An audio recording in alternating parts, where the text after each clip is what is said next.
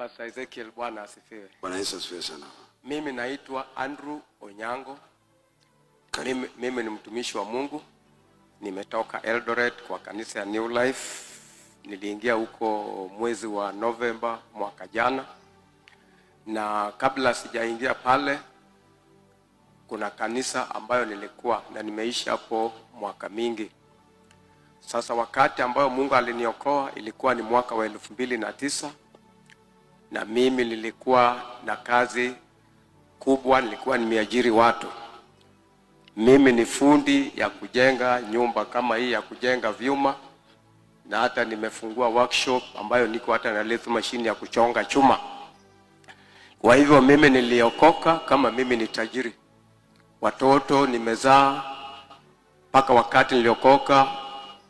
Msichana yangu ya kwanza alikuwa kwa form 4. Na wakati Mungu aliniokoa, kuna ugonjwa alikuwa nimeishi naye mwaka 22 na hii kunizuia kufanya kazi ama hata kutembea na hata kuzaa watoto. Sasa wakati Mungu alinioita, Mungu alimaliza kazi yangu yote. Paka nikabaki kwa barabara, nikawa mtu ambaye Mungu anatuma kwa hali ngumu ambayo nilisikia hapa ukihubiri kuhusu gharama ya watumishi wa Mungu na hata jamii yao. Sasa wakati ilipofika mwaka wa 2022 August, Mungu amekuwa akinituma na huwa napitia majuto sana. Paka naenda na lala hata nje kwa sababu mahali nilitumwa sijapokelewa pale. Watu wengi hawajui hiyo kazi. Sasa niliuliza Mungu, ni gharama gani inatakikana nilipe ndio uweze kunirejeshea kazi na hata huduma hii ambayo umeniita niendelee naye.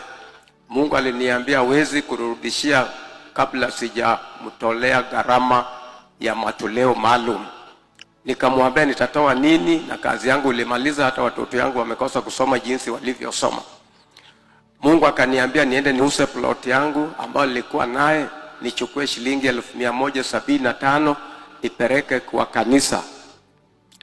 Nilipeleka hiyo kwa kanisa na yenye imebaki nilipe naye deni ya gharama hiyo plot, maana ilikaa mwaka hiyo 16 kabla sijalipa stima na maji na mambo mengine. Sasa bili ikawa kubwa. Hiyo pesa ilikuwa ni shilingi 1720 na ikatumika yote. Sasa Mungu aliniambia mwaka jana ya kwamba wakati niliingia kwa New Life, mimi nilikuwa napita tu hapo nikiwa nimechoka na nimesikia nguvu yangu imeisha. Nikaingia kwa hiyo kanisa hiyo nipumzike. Wakati nilipata huduma ikiendelea, basi nikaomba hapo, na nilipolala usiku nikamwambia nirudi pale. Sasa mahali nilikuwa nikishiriki, niliona gari imekuja usiku ikanichukua pale, na wakati nilikuwa natoka nikatoa nguo nikawacha kwa hiyo kanisa, nikavalishwa nguo nyingine. Huyo mtu akanitoa akaniweka kule mjini.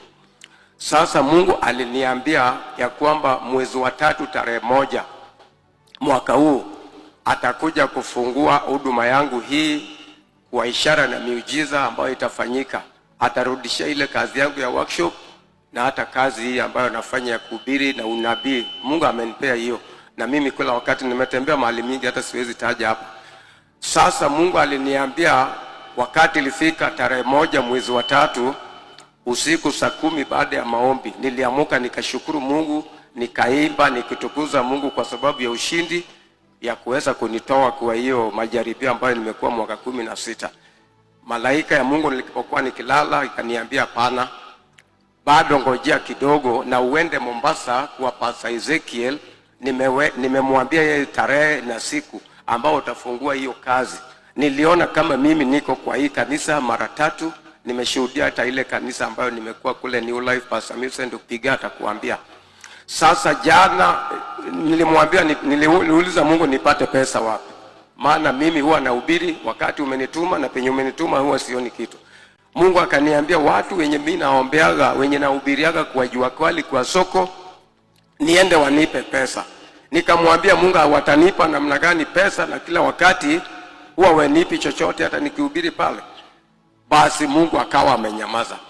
Sasa wakati Mungu alinyamaza, nimehesabu mwezi 1, mwezi 2, mwezi 3 ambayo ni mwezi wa 5 sasa. Wakati ambao nilikuwa nalala, nikamwambia kwamba nabii pia huwa anaogopa, so unalalaga hata kwa masoko hata kwa veranda nikikutuma Weenda tu Mombasa na uwezo ambao uko naye. Aliniambia 6,000, lakini nikawa na shilingi 1,200 peke yake na 500 ambayo ilinifikisha hapa Mombasa, sijui mtu yoyote.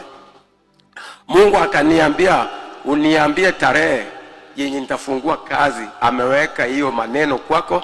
Nilifikiria hata wewe umeniona kama nimekuja na nijasikia ukihubiri hiyo. Alafu baadaye uniweke pia kwa njia ya kuenda Busia, nipeleke ujumbe ingine, nirudi Eldoret, wewe utakuja kunisikia vile Mungu atakuja kunitumia. Mimi nimesema sina jambo lingine, hiyo ndio kitu imenileta. Mimi ni mzee mwaka 65. Nimeokoka nikiwa na mali. Watu wa Eldoret ukipiga sasa watawaambia wamenijua. Mimi ni mtu nimekaa Eldoret mwaka 40 sasa na 3. Kwa hivyo mimi ni mtu ambayo ni prominent, lakini Mombasa hapa sijafika siku yoyote isipokuwa ni siku ya leo. Bwana ametuma kwa ajili ya hiyo. Sasa mimi nangoja tu niambie tarehe, na saa tu mimi natoka, niko njiani, alafu mimi naenda katika hiyo kazi, na Mungu anifungulie baada ya mwaka 16 ili nitoke katika hiyo majaribio ambayo nimepitia. Mungu awabariki katika jina la Yesu.